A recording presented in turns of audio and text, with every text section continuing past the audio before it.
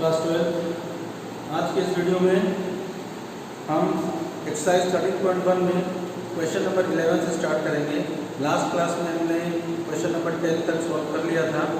अब चलो आज पहला क्वेश्चन है question number 11। A fair dice is rolled. एक डाइस है, मतलब उसमें 1 से लेकर 6 तक के नंबर मार्क्स किए हुए हैं। Consider events E is equal to 1, 3, 5। E में लिखा है 1, 3, 5। F में लिखा है 2, 3। G में लिखा है 2, 3, 4, 5। ठीक है, तो फाइंड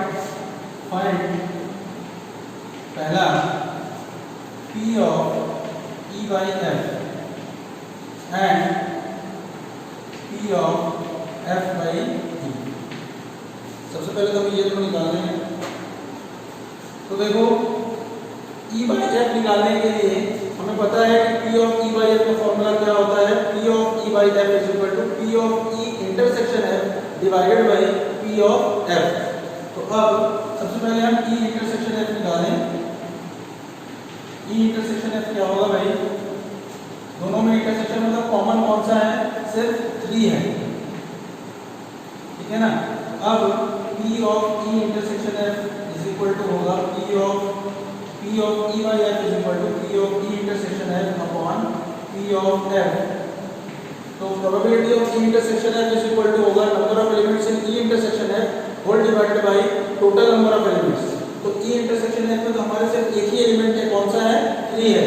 तो 1 अपॉन टोटल एलिमेंट्स कितने होंगे भाई? 6 होंगे। क्यों? क्योंकि ये एक डाइस है।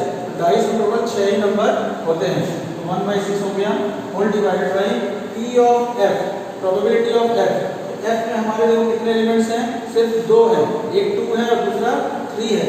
तो फेवरेबल आउटकम हो गया 2 अपॉन टोटल आउटकम हो गया 6।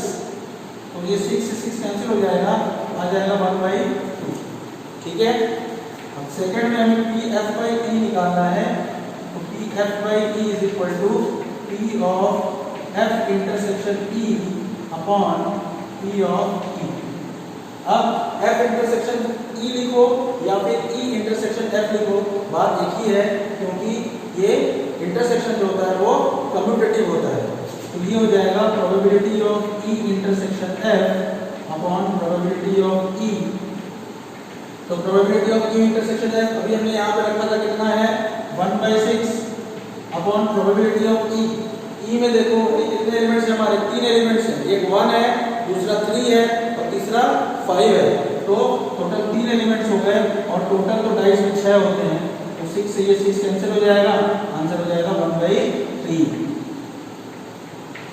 ठीक है। Second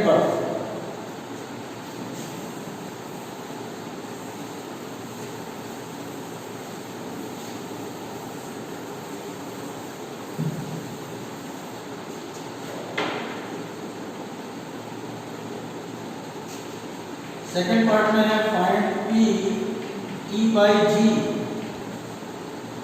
G and P G by E। ठीक है, ये दो चीज हमें प्रोबेबिलिटी निकालनी है। तो E by G निकालने के लिए क्या होगा भाई? हमें E इंटरसेक्शन G की जरूरत होगी। तो सबसे पहले हम E इंटरसेक्शन G निकाल रहे हैं। तो E इंटरसेक्शन G जो होगा, तो E और G में कॉमन क्या है भाई? 3 कॉमन दिख रहा है और 5 कॉमन दिख रहा है। तो हम लिख लें 3, 5। अब P of E by G लिखें, ये हो जाएगा P of E intersection G upon P of G। ठीक है। तो अब probability of E intersection G का मतलब क्या होगा? Number of elements in E intersection G divided by total number of elements. तो E इंटरसेक्शन G में हमारे कितने एलिमेंट्स हैं भाई?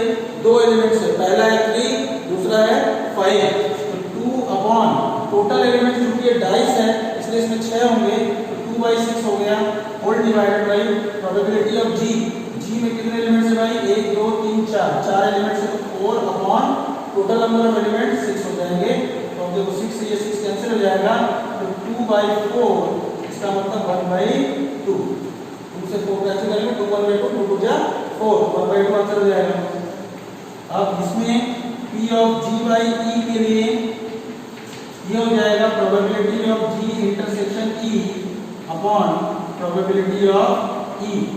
तो probability of G intersection E लिखें या फिर E इंटरसेक्शन G लिखें, बात एक ही है। इसको हमने लिख दिया probability of E intersection G upon probability of E। Probability of E intersection G अभी हमने यहाँ पे लिखा है देखो 2/6, तो ये भी यहीं पे 2/6 ही होगा, whole divided by probability of E। E में देखो हमारे 3 एलिमेंट्स हैं, तो फेवरेबल आउटकम हमारे 3 हो जाएंगे और टोटल आउटकम तो 6 है, इसका मतलब 3/6 हो जाएगा। 6 से 6 कैंसिल हो जाएगा, तो आंसर कितना आएगा भाई 2/3। ठीक है, थर्ड पार्ट।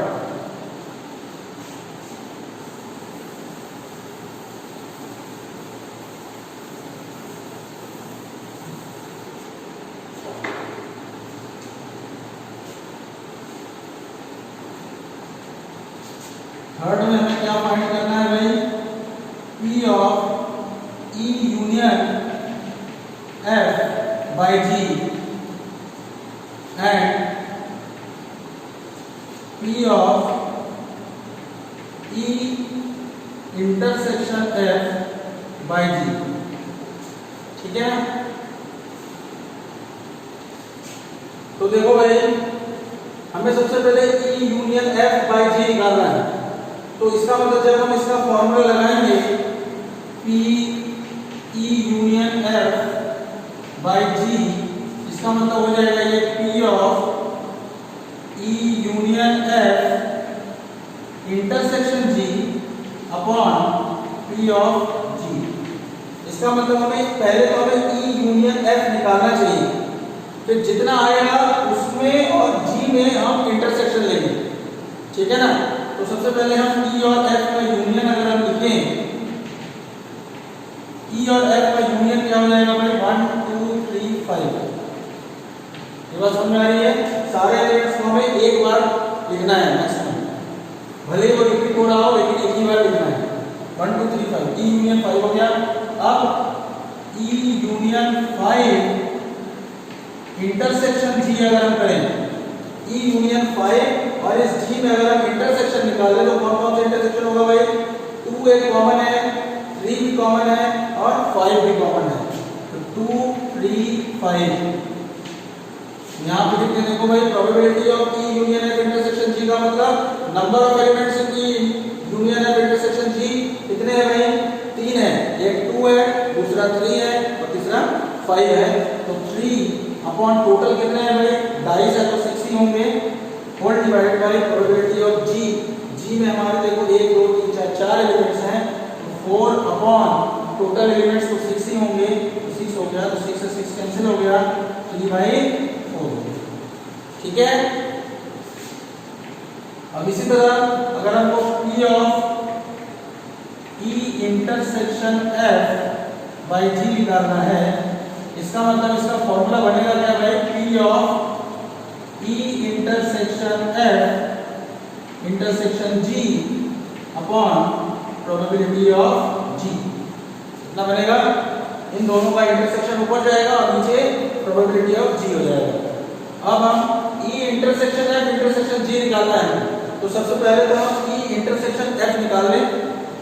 ठीक है ना, या फिर हम ये भी कह सकते हैं कि तीनों के तीनों इंटरसेक्शन में है तो हम E F और G का इंटरसेक्शन निकाल लें। तो देखो भाई E intersection F intersection G, ठीक है ना, तो ये हो जाएगा। तो देखो भाई E F और G में इंटरसेक्शन क्या है, सिर्फ हमें 3 ही दिख रहा है जो तीनों में हो। ठीक है, तो प्रोबेबिलिटी इस चीज की कितनी होगी भाई, number of elements in E intersection F intersection G whole divided by total number of elements यानी कि 6। तो नंबर ऑफ एलिमेंट्स में यहाँ पे 1 है, सिर्फ 3 है, तो ये जाएगा 1/6 whole divided by probability of G यानी कि 1 2 3 4, नंबर ऑफ एलिमेंट्स 4 है अपॉन टोटल है 6। 6 से 6 कैंसिल हो जाएगा, आंसर हो जाएगा 1/4। 4। बात समझ में आई भाई?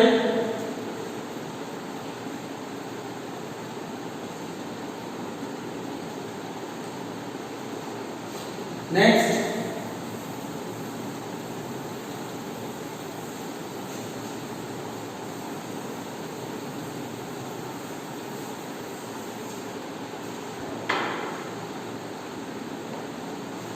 Question number 12। Assume that each born child is equally likely to be a boy or a girl। कह रहा है कि जो भी बच्चा जन्म लेता है उसके बॉय होने की या फिर गर्ल होने की जो पॉसिबिलिटी है वो इक्वली लाइकली है। इक्वली लाइकली का मतलब सबकी जो प्रोबेबिलिटी है वो सेम है, इक्वल है, ठीक है। फिर आगे कह रहा है कि if a family has 2 children, अगर किसी फैमिली में 2 चिल्ड्रन हैं, then what is the conditional probability that both are girls. तुम्हें कंडीशनल प्रोबेबिलिटी निकालनी है किसकी भाई? Both are girls. तो हम इसमें ए मान लें किसको? बोथ आर गर्ल्स को, both are girls. First part करने जा रहे हैं। तो और गिवन दैट, फर्स्ट में गिवन दैट में बी की वैल्यू, जो गिवन दैट होता है उसको हम बी मान लेते हैं। तो youngest is a girl, youngest is a girl, ये बोल रहा है। तो सबसे पहले तो ये देखो हम सैंपल स्पेस लिख लेते हैं। सैंपल स्पेस इसमें कैसे लिखेंगे भाई? जैसे अगर हमारे 2 बच्चे हैं तो क्या क्या पॉसिबिलिटीज हो सकती हैं? या तो ये हो सकता है कि दोनों ही बॉय हो जाएं, पहला वाला भी बॉय दूसरा वाला भी बॉय, सैंपल स्पेस। या फिर हो सकता है कि पहला वाला बॉय हो जाए दूसरी वाली गर्ल हो जाए, या फिर पहली वाली गर्ल हो जाए दूसरी वाली बॉय हो जाए, या फिर पहली वाली गर्ल हो जाए दूसरी वाली भी गर्ल हो जाए। ये 4 टोटल पॉसिबिलिटी हमारे पास है। अब इसमें कह रहा है कि एक कितना होगा पहले देखिए। ये कह रहा है कि बोथ आर गर्ल्स, मतलब पहली वाली भी लड़की है और दूसरी वाली भी लड़की है। इसका मतलब हमारे में कौन से आएंगे भाई? जी जी ही आएगा, गर्ल और गर्ल ही आएगा। और बी में क्या आएगा भाई? यंगेस्ट इज ए गर्ल, मतलब जो पहली वाली है वो गर्ल होनी चाहिए। तो पहली वाली तो गर्ल हमारा कौन सा है भाई? एक इसमें भी है और एक इसमें भी है। पहली वाली गर्ल होनी चाहिए, बस इतना बोला है। दूसरी वाली बॉय भी होगा तो भी चलेगा, गर्ल होगी तो भी चलेगा, ठीक है ना। तो हम जी बी को भी ले सकते हैं और जी जी को भी ले सकते हैं, जी बी और जी जी, ठीक है। अब हमें P of A by B लिखना है। तो देखो भाई P of A by B के लिए हमें P of A intersection B की जरूरत पड़ेगी अपॉन P ऑफ B की जरूरत पड़ेगी। तो P of A intersection B निकालने के लिए तो पहले हमें A इंटरसेक्शन B निकालना पड़ेगा। तो A इंटरसेक्शन B, A और B में कॉमन क्या दिख रहा है भाई? G G दिख रहा है, ठीक है। तो P A by B is equal to P of A intersection B means number of elements in A intersection B, तो एक ही है, upon total elements in sample space. Sample space number total 1 2 3 4 elements, तो 1/4 हो गया probability of A intersection B whole divided by probability of B। B मतलब इसमें 2 element है B में, 2 अपॉन टोटल है 4, तो 4 से ये 4 कैंसिल हो जाएगा, कितना बचेगा भाई? 1/2। ये बात समझ में आई? 12 का फर्स्ट पार्ट, 1/2 आंसर है इसका, क्लियर। अब सेकंड पार्ट,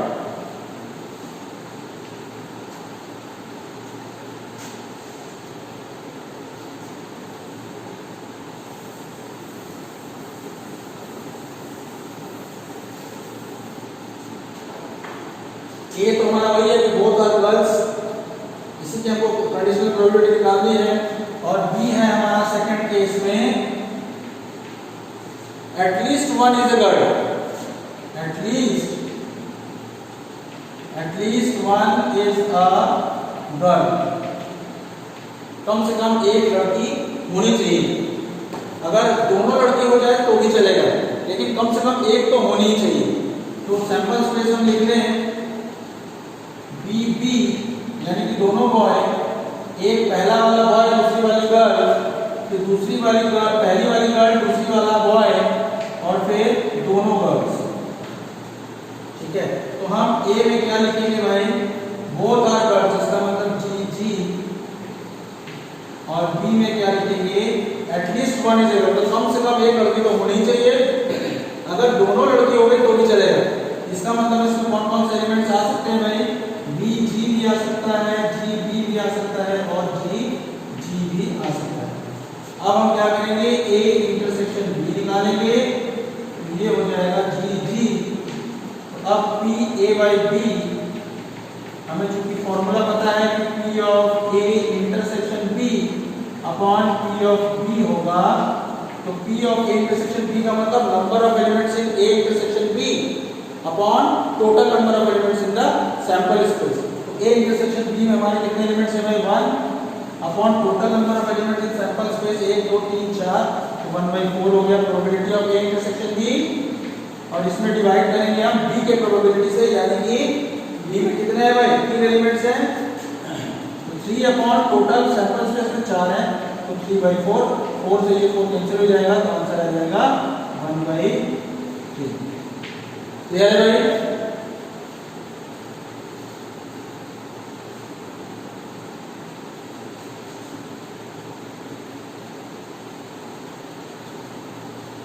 नेक्स्ट,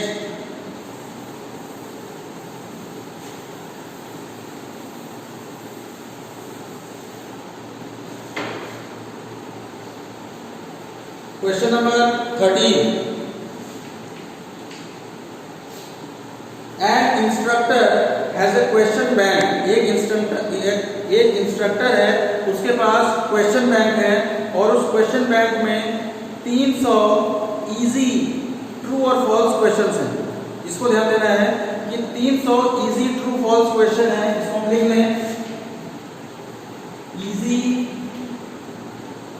ट्रू और फॉल्स कितने हैं, 300। फिर डिफिकल्ट ट्रू और फॉल्स क्वेश्चंस कितने हैं, 200, और आगे क्या है 500 easy multiple choice questions. Easy multiple choice questions, multiple choice मतलब एमसीक्यू, इजी एमसीक्यू हमारे पास 500 है, और difficult multiple choice question, difficult MCQ जो है वो 400 है। ठीक है, अब कह रहा है कि if a question is selected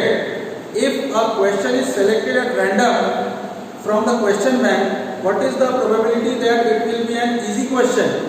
easy question की प्रोबेबिलिटी तो निकालनी है भाई, मतलब जो हमारा ए होगा वो क्या होगा, इजी क्वेश्चन। ए जो होना चाहिए वो इजी क्वेश्चन होना चाहिए। इसके अलावा given that it is a multiple choice question, इसका मतलब गिवन दैट जो होता है वो क्या होता है भाई, बी होता है, तो बी का मतलब वो हो रहा है कि वो एमसीक्यू होना चाहिए, given that it is a multiple choice question. ठीक है, तो हमें देखो ए में कितने होने चाहिए, ए में चूंकि ये इजी क्वेश्चन है तो टोटल हमारे पास इजी क्वेश्चन है कितने, एक तो ट्रू फॉल्स में इजी है, एक तो एमसीक्यू में इजी है, तो टोटल जो इजी क्वेश्चंस हैं वो हमारे पास 300 ये वाले हो गए और 500 ये वाले हो गए, तो 300 प्लस 500 इज इक्वल टू 800। ठीक है, ये टोटल ए में हो गया। इसी तरह बी में तो हमें एमसीक्यू चाहिए, एमसीक्यू हमारे पास टोटल कितने हैं भाई, इजी और डिफिकल्ट, इसमें किसी कोई बात नहीं किया, उसमें सिर्फ एमसीक्यू बोला है। एमसीक्यू हमारे पास 500 इजी वाले हैं और 400 डिफिकल्ट वाले हैं, तो टोटल हो जाएंगे 500 प्लस 400 इज इक्वल टू 900। ठीक है, अब ए इंटरसेक्शन बी की अगर हम बात करें, क्योंकि जब हम ए बाई बी निकालेंगे तो हमें ए इंटरसेक्शन बी की जरूरत पड़ेगी। अब ए इंटरसेक्शन बी का मतलब हुआ कि वो इजी भी हो और वो एमसीक्यू भी हो। इंटरसेक्शन का मतलब क्या हुआ, कॉमन पोर्शन, तो कॉमन क्या हो जाएगा, ए मतलब वो इजी भी होना चाहिए और बी मतलब वो एमसीक्यू भी होना चाहिए। मतलब हमें यहाँ पे ए इंटरसेक्शन बी का मतलब हुआ इजी एमसीक्यू से, तो इजी एमसीक्यू कितना है भाई 500 है, ए इंटरसेक्शन बी हो जाएगा 500। ठीक है, अब P of A by B अगर हम निकालें तो ये हो जाएगा probability of A intersection B upon probability of B। तो probability of A intersection B का मतलब हो जाएगा भाई कि number of elements in A intersection B upon total number of elements in sample space.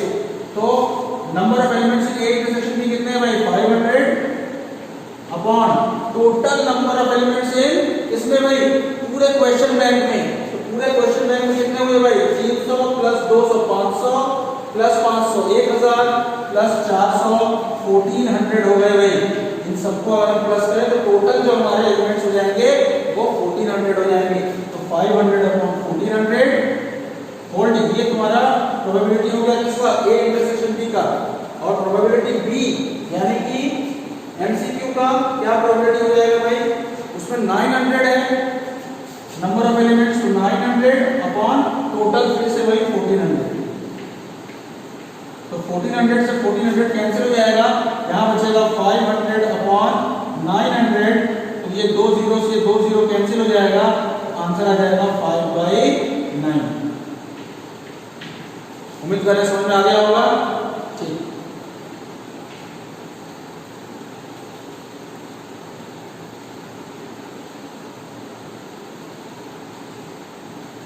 Next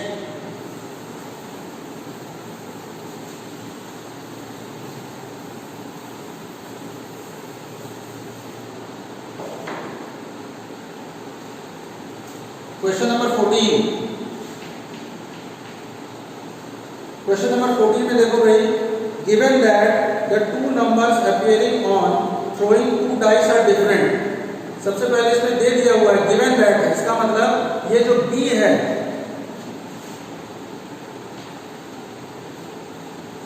B की व्याख्या जहां पर भी गिवन दैट लिखा है इसका मतलब वो क्या है भाई B है। तो B क्या है हमारा, जो दोनों डाइस पे जो नंबर आ रहे हैं वो डिफरेंट होने चाहिए। Two numbers are different.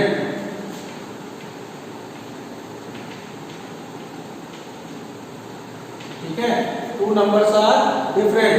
और A क्या होगा भाई, इसकी हमें कंडीशनल प्रोबेबिलिटी निकालनी है कि the sum of the numbers on the dice is 4। मतलब दोनों डाइस के नंबर्स को अगर हम प्लस करें, जो भी नंबर ऊपर दोनों में आ रहा है अगर हम दोनों के नंबर्स को प्लस कर दें तो वो हमारा 4 बनना चाहिए। तो 4 बनने के लिए क्या क्या पॉसिबिलिटी होनी चाहिए भाई, पहले हम इसको लिख लें इवेंट्स को कि सम ऑफ नंबर्स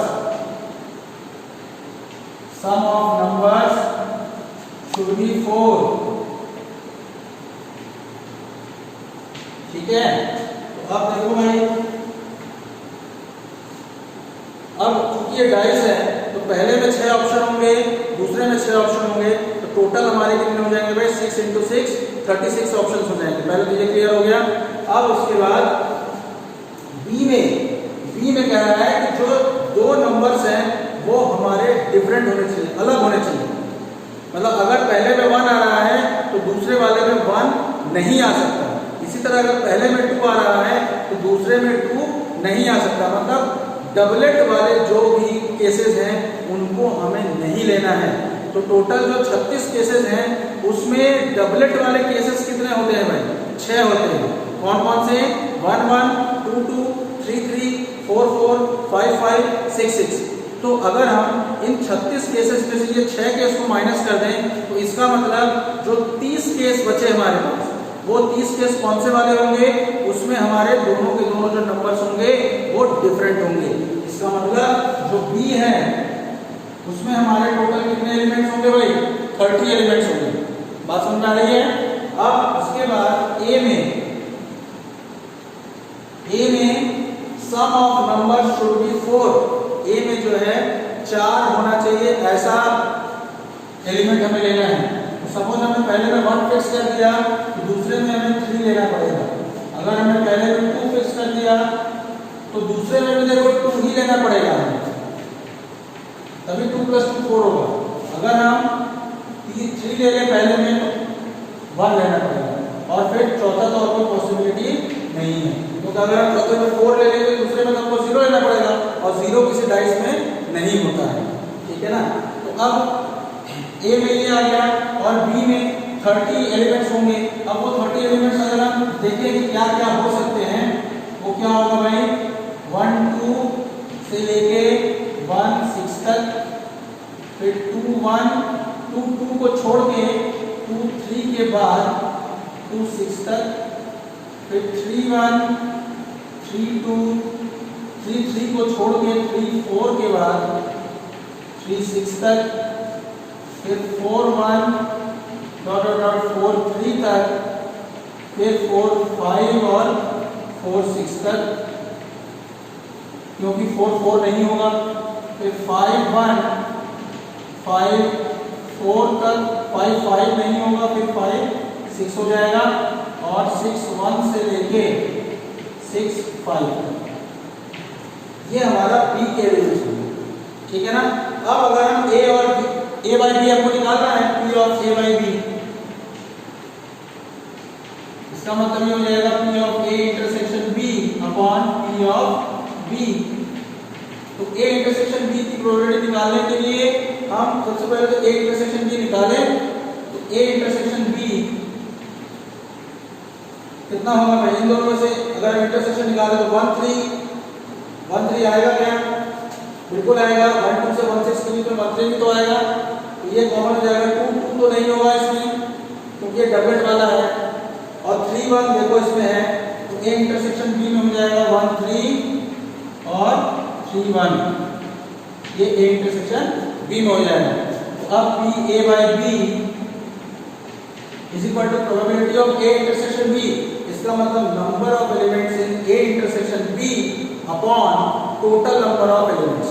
तो number of elements in A intersection B कितने हुए भाई, 1 और ये 1 2 अपॉन टोटल कितने हो जाएंगे भाई, 6 × 6 36, क्योंकि 2 टाइप्स है, एक में 6 ऑप्शन, दूसरे में भी 6 ऑप्शन, तो 6 × 6 36, 2/36 हो गया, whole divided by probability of B, यानी कि बी में कितने एलिमेंट्स है भाई, हमने भी बताया था ऊपर अभी कि 30 एलिमेंट्स होंगे। क्यों 30 एलिमेंट्स होंगे भाई, क्योंकि टोटल एलिमेंट्स में से हम डबलेट वाले को माइनस कर देंगे तो हमें बी के एलिमेंट्स मिलेंगे। तो डबलेट वाले 6 पॉसिबिलिटीज होंगी, 1 1 2 2 3 3 4 4 5 5 और 6 6। तो 36 में से 6 को माइनस कर देंगे तो हमारे पास 30 बचेगा, तो वो हमारे फेवरेबल आउटकम हो जाएंगे अपॉन टोटल आउटकम तो 36 ही रहेगा। तो 36 से 36 कैंसिल हो जाएगा, बचेगा 2/30, 2 1 या 2, 2 से 30 15 बार में जाएगा, तो आंसर हो जाएगा हमारा 1/15। ठीक है भाई, समझ में आ रहा है ना। चलो नेक्स्ट क्वेश्चन नंबर 15।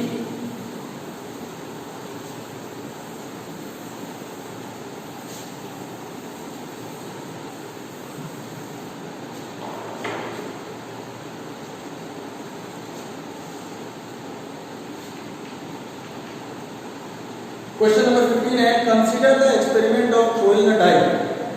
एक डाइस को फेंकना है, if a multiple of 3 comes up. एक डाइस है मतलब उसमें 1 से लेकर 6 तक नंबर होंगे। अब कह रहा है कि अगर हम उसमें 3 ऊपर आता है, डाइस जब हमने फेंका अगर 3 आता है या फिर 3 का मल्टीपल आता है, इसका मतलब या तो 3 होगा या तो 6 होगा, क्योंकि नेक्स्ट मल्टीपल तो 9 होता है और 9 हमारा डाइस के अंदर नहीं होता है।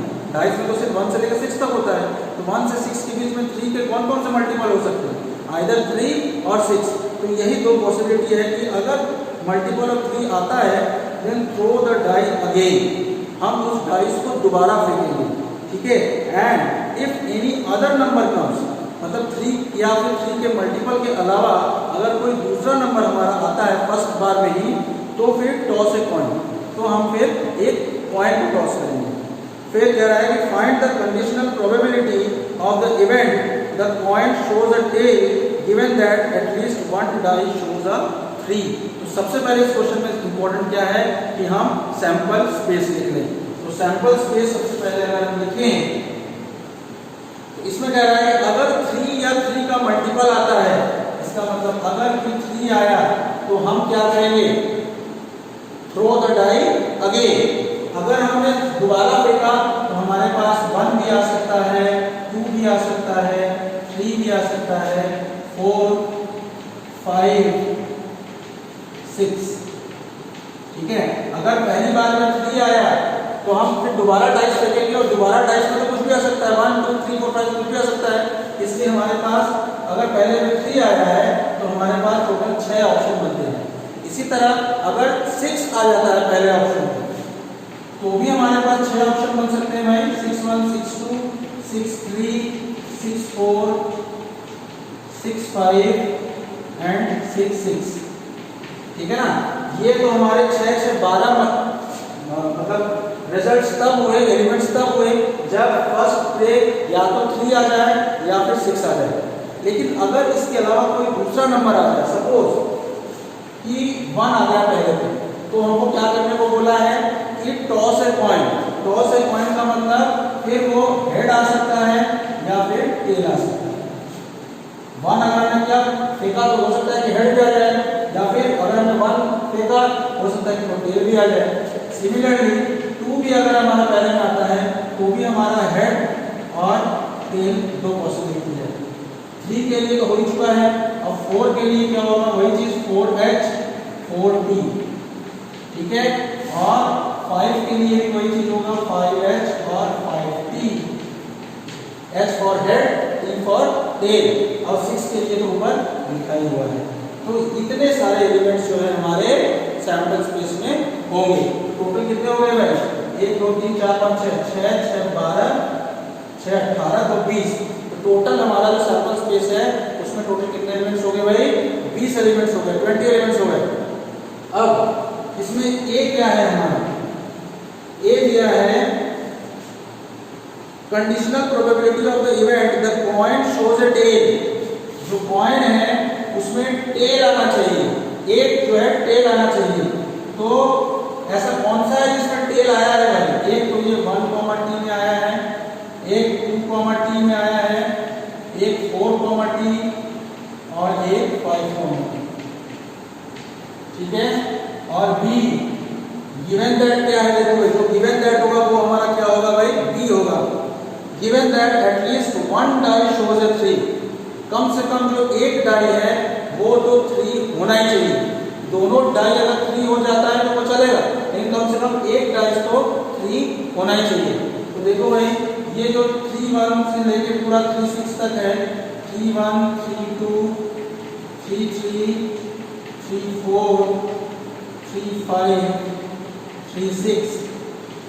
ठीक है, ये हो गया।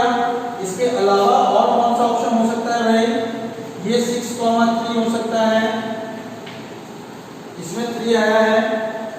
ठीक है ना, और किसी में 3 आया है, 1, 2, 3, 4, 5, 6 और एक यहाँ पे 7, और कहीं पे हमारा 3 नहीं है, 1, 2, 3, 4, 5, 6, 7।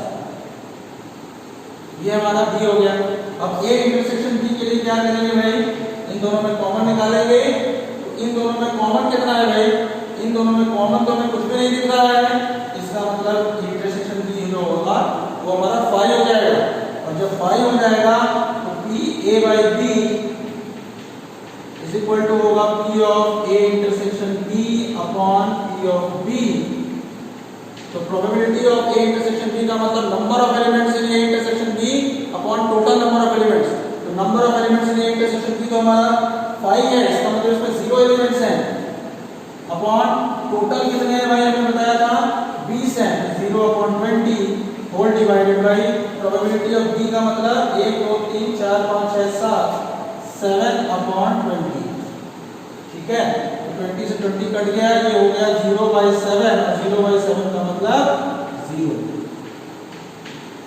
क्लियर है भाई, ये भी इसका मतलब देखो प्रोबेबिलिटी इसकी 0 आ रही है, इसका मतलब क्या है भाई, ये एक इम्पॉसिबल इवेंट है। क्लियर, आगे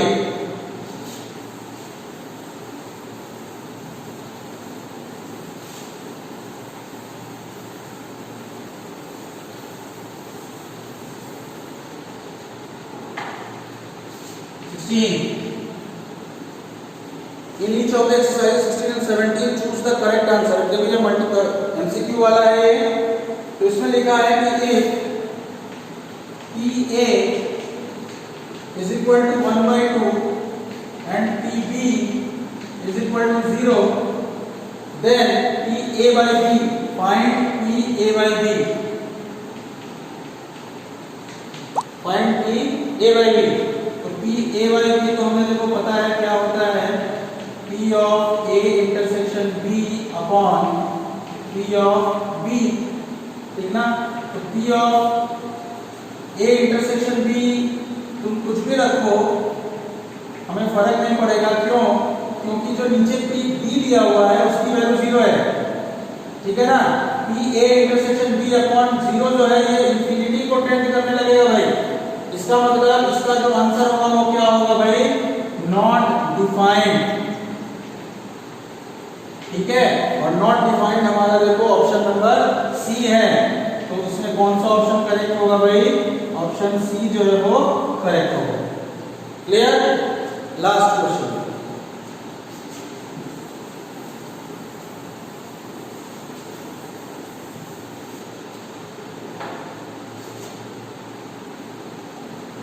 क्वेश्चन नंबर 17।